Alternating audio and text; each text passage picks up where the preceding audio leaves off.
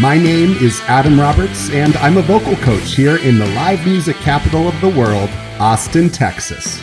I'm on a journey to learn the stories behind extraordinary voices of people I know and what makes them unique.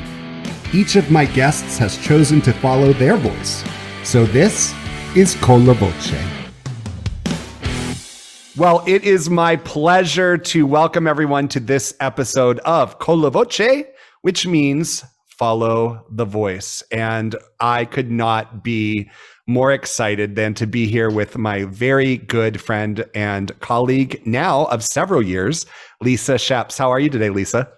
I am great, Adam. And I tell you what, I am humbled to be on the show, considering all your past guests who are absolutely amazing.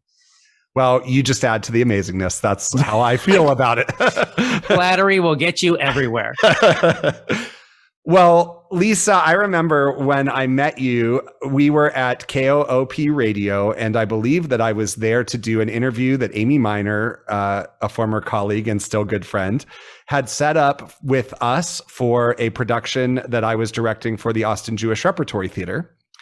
And I remember that we were sitting there, and I think it was the first time I had met you. And at the table that is in the center of the radio station, you drew out for me the beginnings of ground floor theater. And I still remember that. I don't know, it was a napkin. That would have made the story even better. But I remember that sketch of ground floor theater.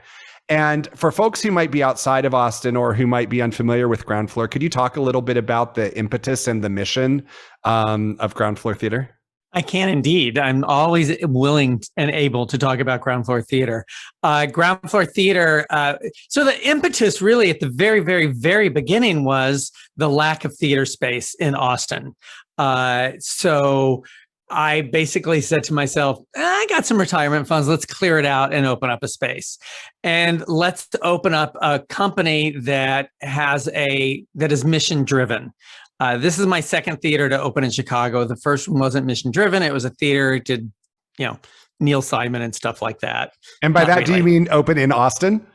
It was open in Austin, yes. Okay, you said Chicago just now, so I was just making sure that I know because you were in Chicago too. So people, I don't know. I lived in Chicago, and I can't tell you how often I do that. I always say, oh, this is the best place in Chicago, and it's here in Austin. So this is the second theater in Austin. Thank you for the correction. But I really wanted to bring in a mission-driven piece of work, mission-driven theater, and we landed on the mission of serving the underrepresented communities. So we have a mission of producing works by and for underrepresented communities. We have a vision of theater for everyone. Every single one of our shows is pay what you can. So we really wanted to create a welcoming environment. We have a mission of producing, we have a vision of theater for everyone. All of our productions are pay what you can. We envision, a theater, and we're still kind of young. We're still very young. We envision a theater where people feel welcome to explore their creativity and be able to really sort of push the limits of their creative abilities, and specifically concentrate on underrepresented communities. We also like to say that we concentrate on the underrepresented of the underrepresented. So, for instance, there are a lot of theaters out there doing work for women. So that's not an area that we're necessarily going to reach toward. So we started out immediately working with Tilt Performance Group, which, are you familiar with them? So Tilt Performance Group was one of our first companies that came in, and we co-produced and The Flip Side at our theater. And I remember at that time just wondering whether our mission was right. And then I sat there and watched the performances with my tears in my eyes, saying, we chose the right mission. It is amazing. So we work with companies with disabilities. We work with the deaf community, mental health. So we've got a lot. We're trying to really focus in on those people that don't bask in the light of theater all that often. And it really is incredible. I've been so fortunate to be part of several productions that have been presented at Ground Floor, like you mentioned, Tilt. And for those who are listening that might be unfamiliar, Tilt is a theater company that I was really privileged to co-found with easy for you to say. Co-found with Robert Pearson and Gail Dalrymple here in Austin, and we are a company with a mission to shatter stereotypes about disability. And so it was a no-brainer that doing partnering with Ground Floor would be something that we really wanted to pursue.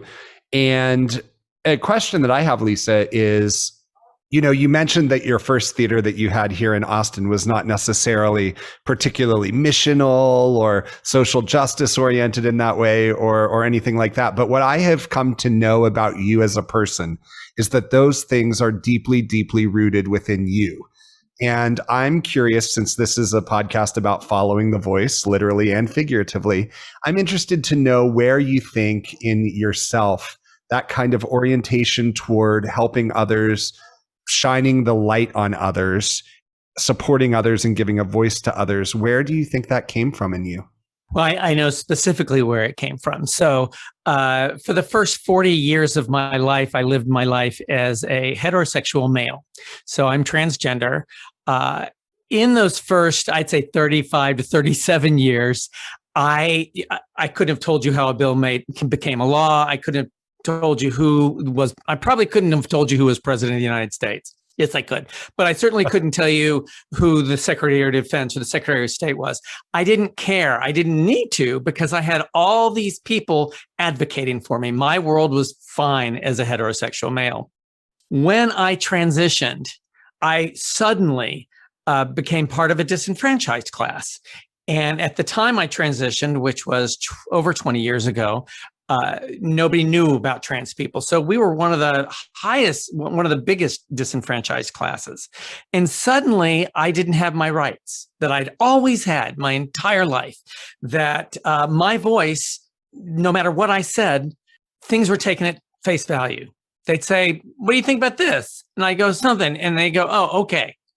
Now everything I say is questioned, as is almost every woman in this country.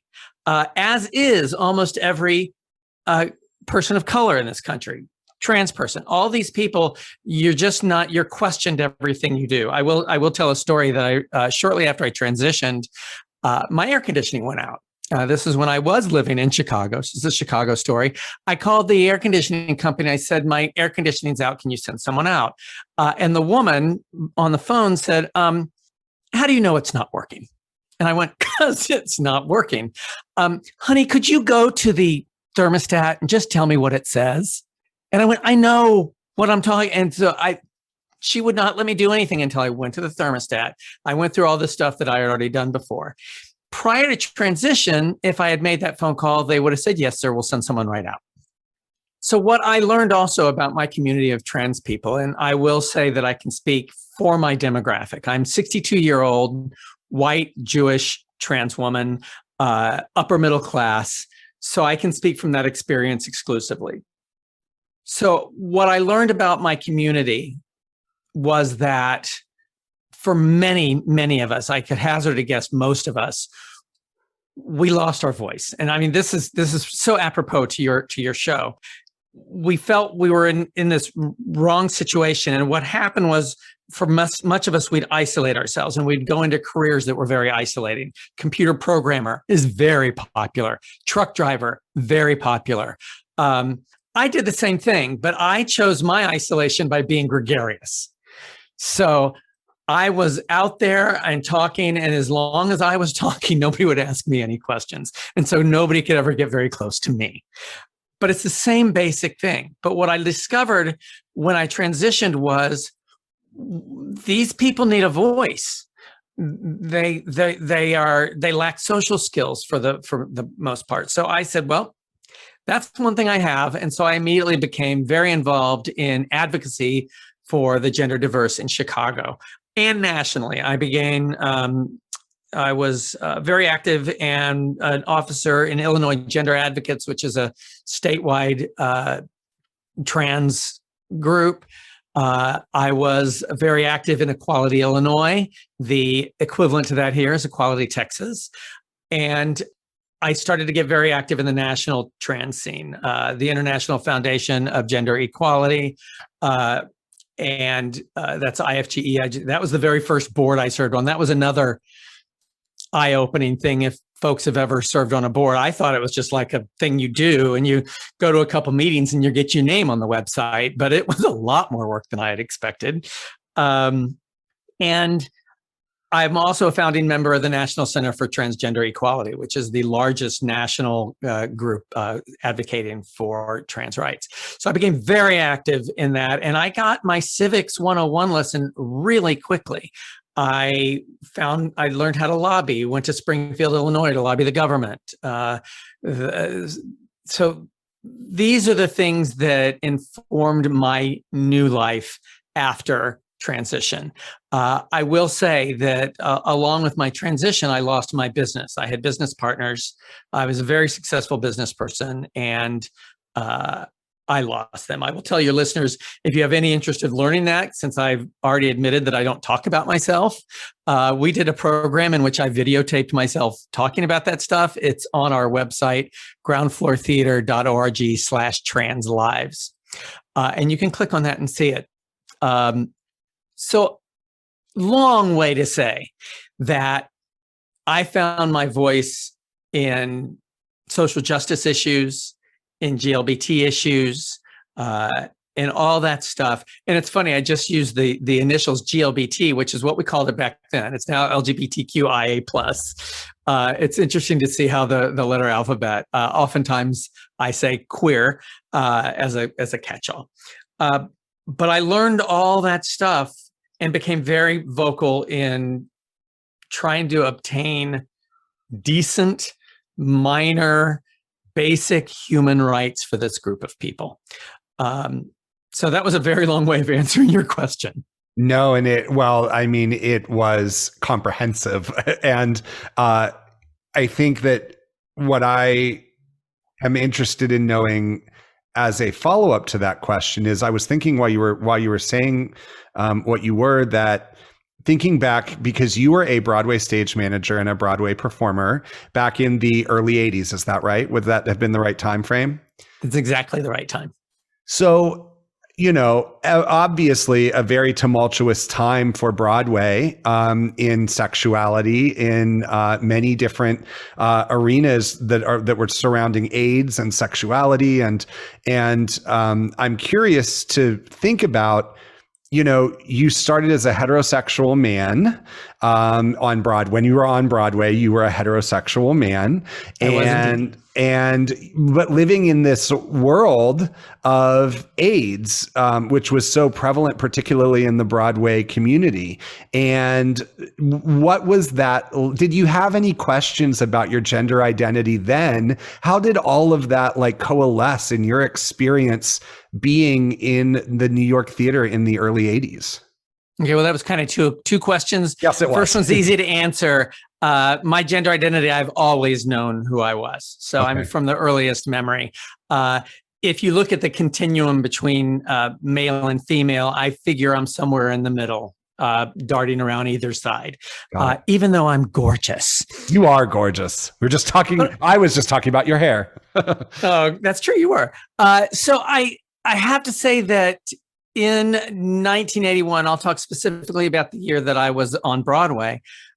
As a heterosexual man, I was transphobic, homophobic, all those isms was me. And I think, it's a lot about protecting myself. So the machoer, which is a new word I just coined, the more macho I was, the less suspicion would come on me about how I really feel about myself, my gender identity. I did not know that word back then. That wasn't in my consciousness. This was pretty much pre-internet. As a point of reference, the show we did on Broadway, I was part of the stage management team, and I was in the show, but we did everything on paper. So every night we were doctoring scripts with cutting and pasting, literally, with whiteout and stuff like that. So it was the old days. And so I thought I was the only one that felt like I felt. I really, truly felt that I was alone. And I mentioned the 1981 time because I was the second assistant stage manager. The assistant stage manager was a man named Rob O'Rourke. The production stage manager is Nick Rusian. But Rob O'Rourke was a rather flamboyant gay man. And he invited me out to Fire Island, to the Pines. And for folks that aren't familiar with the Pines on Fire Island, the Fire Island is this great island that's filled with all these different communities, and there are no cars allowed on. So therefore, each community has this personality. And there's two gay communities. One is the Pines, and one is the Grove, Cherry Grove. I don't know. I don't remember. Somebody will correct me. But I remember going to this party, and it was so. If for those younger folks or people that aren't as old as me that don't remember the freedom of the gay community at that time prior to AIDS, there was lots of sex, lots of drugs, very little clothes. And I got invited to this party, and for some reason I said yes, I would go. I was terrified and appalled on so many different levels. I wish I could go back and do it again because it looked like a lot of fun in hindsight. But at the time, it scared the shit out of me. And at the same time, shortly, I guess it was starting in like 1985, 86 is when people started dying around me. And again, I kind of felt insulated from it because after all, I was a straight man. I'm using air quotes on this. And it wasn't part of my community. It was affecting my friends. So I lost a lot of really dear friends during the AIDS crisis. But I kind of felt isolated from it because it wasn't my community. I was like, and again, I'm so ashamed of that in hindsight. But to answer your question directly, my gender identity, my sexual orientation in the forefront of my mind, so was not in question during that time. It was a very exciting time in my life because things were taking off. I had moved to New York in 1977. I opened on Broadway in 1981. That's unheard of. Yeah. And not quite as fast as Quinton. Quinton, oh my God! Previous podcast guest, and not nearly as high level as the. So it was a mass of confusing feelings and thoughts at that time.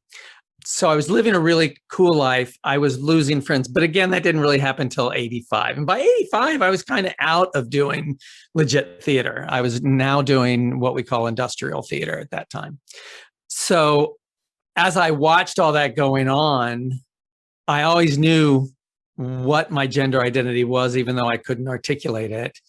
So my defense was to hypermasculinize. And that's what I did. And that's how I dealt with it. I totally wish I could go back and live those days over. I was actually just thinking about this the other day. I'm sorry, I'm gonna do a tangential story, but it's on tap. Please. I had a very dear friend of mine that I worked with in 1977, and I might tear up a little bit, which is probably good for your podcast. His name was Ernest Straughter. I called him Tex, and he was a very flamboyant gay man. He lived with me in New York for a while. We worked in Galveston together, and he came up to New York. He lived in my house for a couple of years, and he died. He got sick and died of AIDS. He would be so happy to know me right now.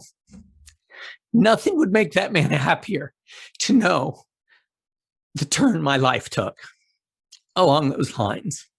And I had no way to put that together in words for him. At that time in my mind, I thought I was a cross-dresser.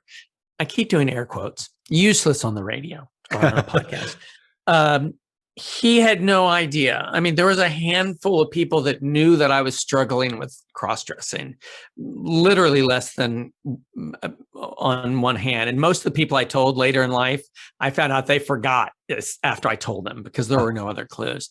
But Tex, God damn it, I wish that I could go back and tell him how I felt on the inside, because nothing, I don't think, would have made him happier than me transitioning. Incredible. And you bring all of this to the fore in the work that you do at Ground Floor, as you mentioned earlier. And I'm interested to know what the reception in Austin has been in 2020 and 2021 and to the work that you have done around elevating trans voices through your work at Ground Floor and otherwise? Well, I'll tell you, I can't answer that question completely without getting a little political about the trans world as we know it right now. Mm-hmm. And it's not a secret to people that live in Texas or anywhere in the country, the amount of vitriol and attacking that has been cast upon the trans community and the gender diverse community in the name of whatever. And that happened after marriage equality. And it's interesting to see how people's ire shift when they don't have an outlet to make that happen. So after marriage equality, people started going, oh, well, we can't hate gay people so much anymore. We got to switch. And that's where the trans community became very visible nationwide, which is good and bad. Ultimately, I believe it's good. And it's that old saying, it's like, first they ignore us, then they attack us. Then I'm skipping a step, but it ends with, then we win. We're in they attack us stage for trans people. But in my world as a trans educator in Texas, in Chicago, and around the nation, my deal is it's about exposure. And the more people that are exposed to openly trans people, the less they can hate. So as I've met people and I talk about my trans experience, the next time something happens, it's going to be less likely. They're going to have a harder time hating that other person because they've met me and I'm an okay person. So that's an important thing. When we opened Ground Floor Theater, and I should say there's three of us at Ground Floor Theater. There's me, Patty Neff Tiven, and Simone Alexander. And we're all equal in the organization. When we opened Ground Floor Theater, I had a real desire to do something around the trans experience that was going to be an original. We finally did it. It took us about 3 years to do it, but we did a devised piece called Transom. And what's interesting about Transom and other stories is there's nothing remarkable about Transom from a trans experience.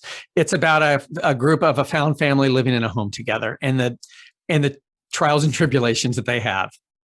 What made it unique was they were all trans people, but it was, again, like normal life, which is something trans people don't see on stage very often. So it's about representation. And I learned this lesson actually at Ground Floor Theater when somebody came to me, or one of my board members, Matrix Kilgore, came to me and he said he wanted to do Lisa B. Thompson's Dinner. And I said, great, send me the script. And I read the script, and basically it's Guess Who's Coming to Dinner, but instead of a white family and a black family, it's a black family and a Nigerian family. Mm-hmm. But when I read it, I went, all right, honestly, Matrix, you're going to have to tell me what's special about this because it's just a family doing stuff. And he said, exactly. Black people don't see that on stage. And I went, and it was like a light bulb. Of course, it's about representation. So important. So Transom was step one, and we got a lot of really good feedback on that. Folks can see it on YouTube. If you want to, go to our YouTube channel and search for Transom, Transom, which was a great title. I have to give myself credit for coming up with it, but it has a lot of meanings. And a transom is that basically it's the window above a door. Even though technically it's not, it's really the wood that holds the window in, but we won't get into details. But the transom is that window looking into another life, if you will. So, and then of course, trans was all caps and some. So we did that. And the feedback I got from audience members as I listened, we heard a lot of thank yous for having this. And that meant a great deal. And again, we weren't doing necessarily groundbreaking theater. I mean, the narrative itself was, a slice of life, if you will. So that was really important. When we got shut down by the pandemic, I took that opportunity to do another project I wanted to do called Trans Lives, Trans Voices, which is ongoing. It ran from January to June, but we had trans people telling stories in their own words about their lives. I did not have any rules for them other than it needs to involve your gender identity in some way, and it needs to be about your life. And then I turn on the camera, set it up. We set it to music. And what is amazing about this project, I first of all met a whole bunch of people I didn't know, and the spectrum of people that came in to talk. We also did a premiere. We premiered the show on a Thursday night on Zoom, and we sat together and we had a talk back, which I did not record on purpose because I wanted people to have the freedom to speak their minds. And it's amazing some of the conversations we have. So to directly answer your question, that's how we, Ground Floor Theater, have worked to lift trans voices, and we continue that work. We're about to, and this has not been announced, so you're getting a breaking story. Bum bum bum.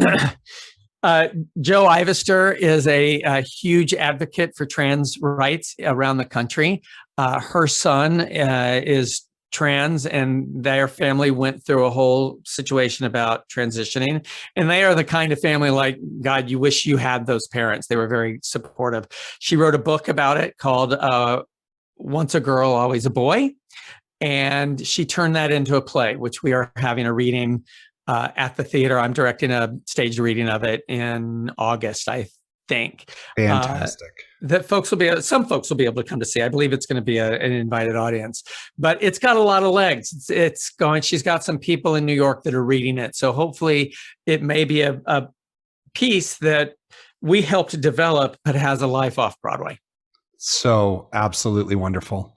Yeah. And I think it's one of the things that you mentioned earlier, but it might have slipped under the radar if somebody wasn't really listening, is a lot of this work is original. Transom was a work that was developed at Ground Floor Theater.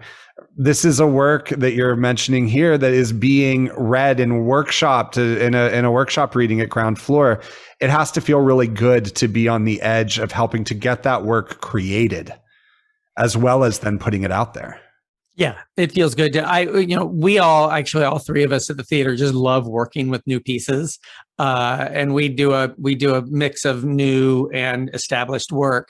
But doing those new pieces is so great. I talk about this a lot. In the creative process, you have the playwright who sits in a room and writes a play. And then when it starts to get produced, that playwright works with the director, and they make updates before the rehearsal. And then day one of rehearsal comes in, and the actors add their piece. And then the designers come in and add their section. And so finally what happens when you open is something that resembles, but is not identical to that first piece that you started with. And that's what's so great about the creative process and working with people. And it's fun to do. It's exciting to do. And that's what we did with Transom. Although I will say Transom's devised piece, which, that's a lot of work. A lot of work.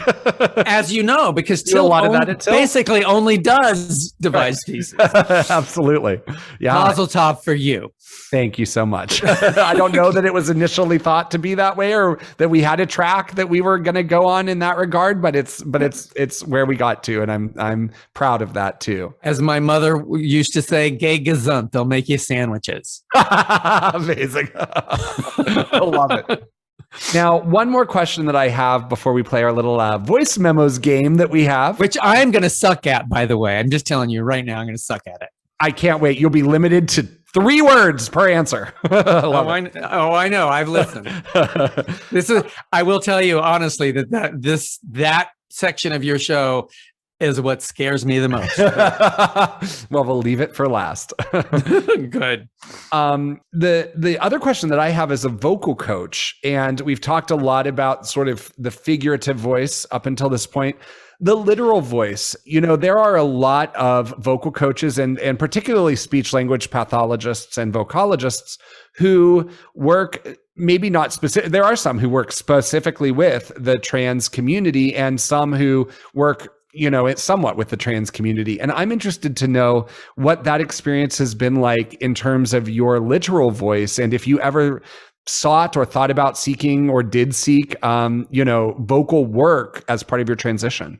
Good question. I will have to, of course, add a little bit of background to those folks that don't know it. As a male to female transsexual, versus a female to male.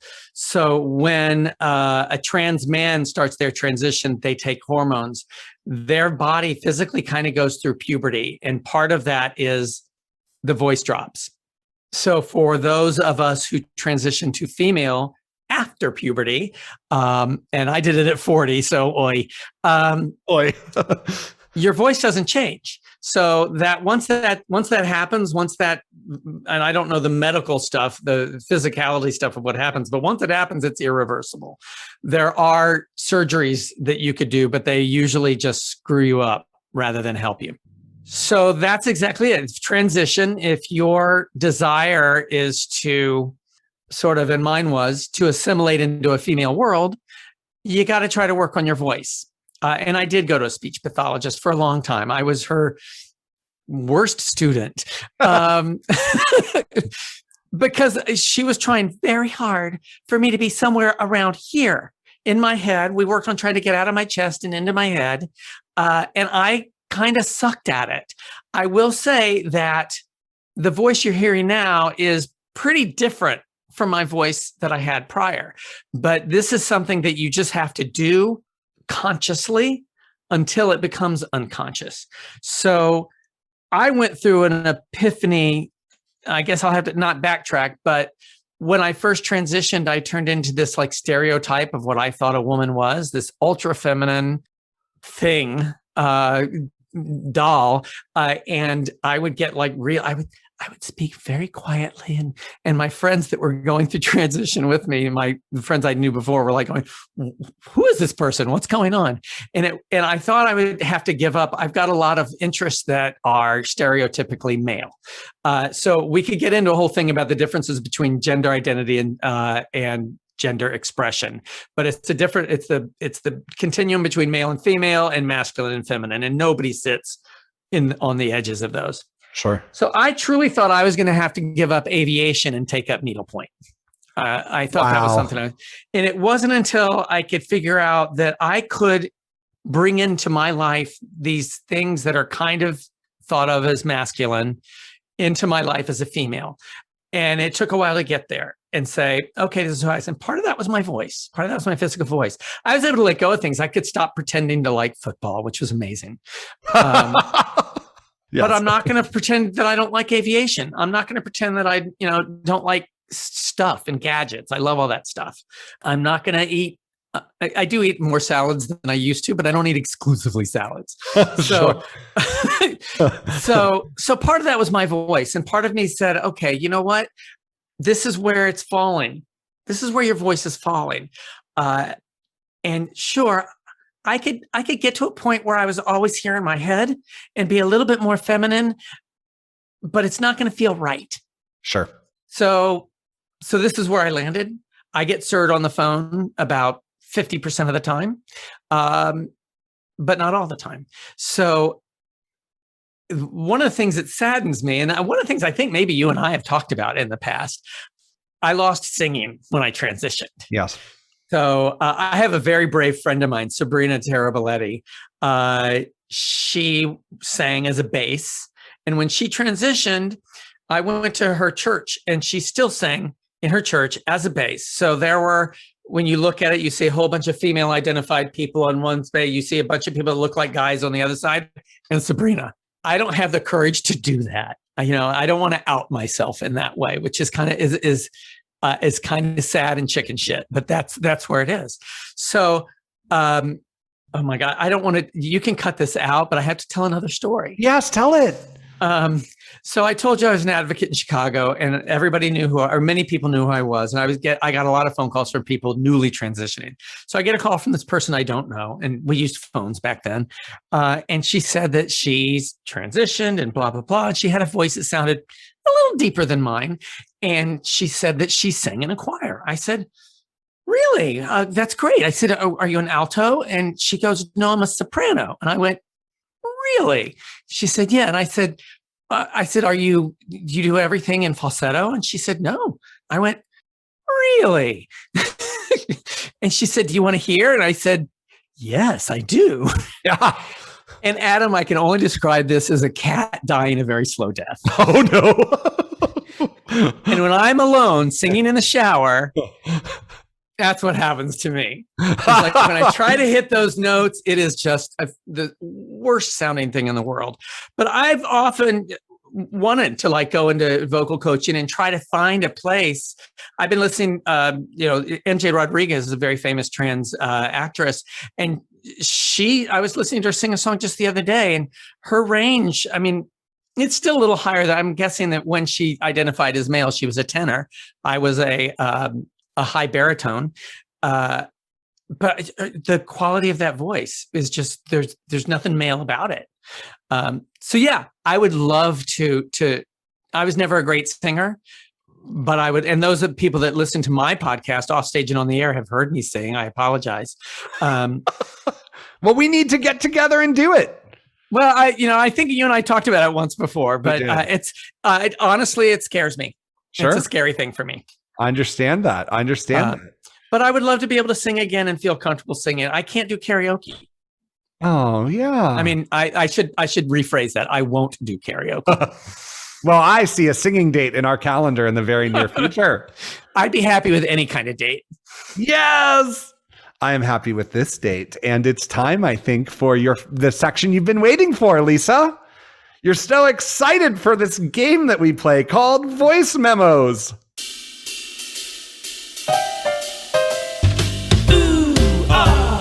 Tell me what you know. Tune into Voice Memos.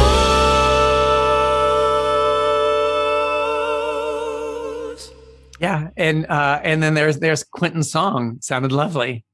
Yeah, originally I was going to call the podcast Voice Memos, and then came up with the idea of Colla Voce, which I thought was so much more apropos to following your voice. So I thought, well, I still want to use Quinton's song because it's awesome. And so then I thought, well, we'll just make a little segment out of it, and it worked out. Okay. I do have to preface all the answers. I am musically ignorant, pop culturally ignorant, and unaware of my own self. So go. Well, then we're going to see what happens. Okay. Yeah, we are. These are your favorites, and they might just be your favorites today, but for fun, your favorite original cast recording.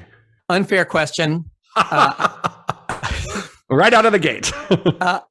I'm just going to say Pippin. Pippin. Okay. Favorite musical group. Don't have one. Okay. Favorite Broadway personality.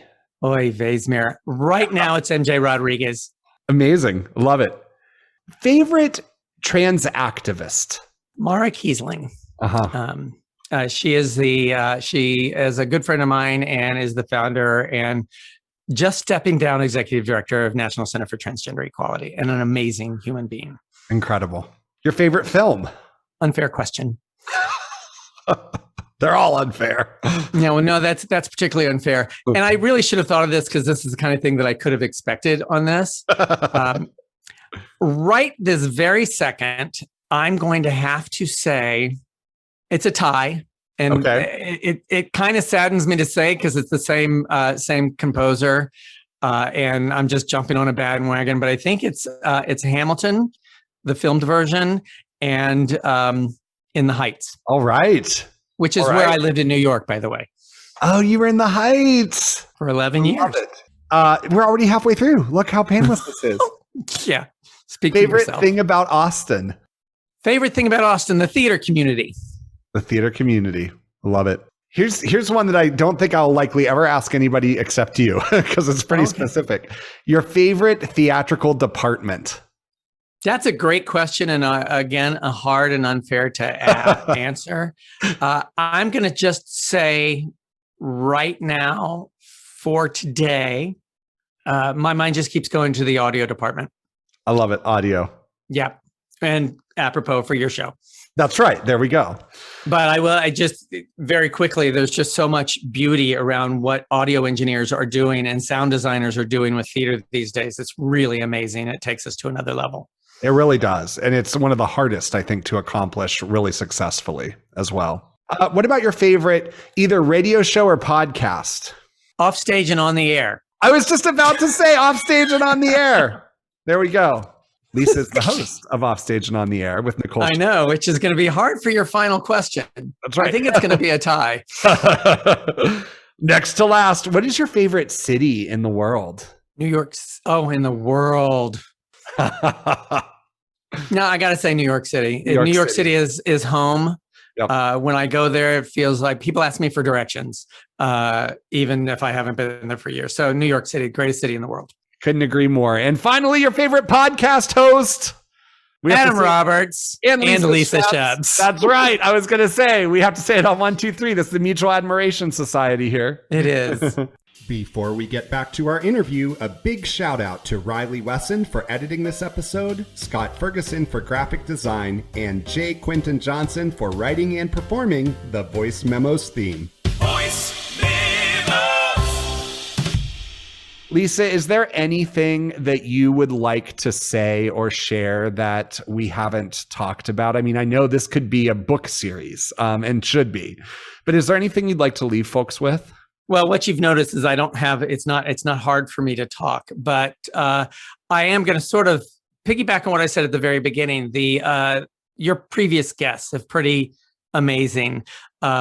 Michelle, Quinton, and I forgot the gentleman's name who's the rocket scientist. Amato, yeah. And Nicole, yeah. Yeah, I feel humbled to be in their company. I feel like I want to say I'm standing on the shoulders, but I'm actually or sitting in their shadow. But I'm humbled to be there, and I'm honored that you asked me. And I just love your podcast. I listen to a lot of podcasts, and I do like the energy and the folks that you have on. So I would just say to you, keep on going, and that's cool. And then for your listeners and I find it strange that your listeners would not be familiar with the Austin theater scene, but to know the vibrant theater scene that is out there doing courageous work, creating theater that is amazing, that is outside of the mainstream, not poo-pooing on theaters like Zach, but there are these small companies that are doing this sort of the experimental work, like Ground Flare Theater, like The Vortex, and other production companies that perform in these venues. We have I just want to do a quick commercial. We have a group out there and a hashtag called ATX Theater with an RE. We're trying to get people to know that theater exists in this city. And the heart and soul of the people that are doing it is really, really incredible. And I point to Tilt Performance Group. When I went through that maze of theaters, Deaf Austin Theater, all these companies are doing just amazing work. Even the Gilbert and Sullivan Society has turned, they're doing a non-yellow face version of the Mikado right now. And that's innovative and cool. And you don't think of Gilbert and Sullivan as innovative and cool. So that's what I would tell your listeners. Go out and enjoy and support theater in Austin. And I would say to you, Lisa, I think you're an inspiration for the rest of us and for our programming, and to keep us creative, and to be, a literal house of where we can come and play and share our work. And I can't thank you enough for the contributions you've made to Ground Floor and to my life. And I want to wish you a happy Pride. Oh, thank you. It's the end of Pride. Yeah, thank you. Yeah, this is slated to go live the last day of the month, the last day of Pride Month. So, Prizeltod. I love it. Well, thanks so much again, Lisa. It's always great to sit down with you, and I couldn't be more honored that you joined today. You're quite welcome, Adam, and I'm equally honored to be here. Well, thank you, and we'll see everyone on the next episode of Colla Voce.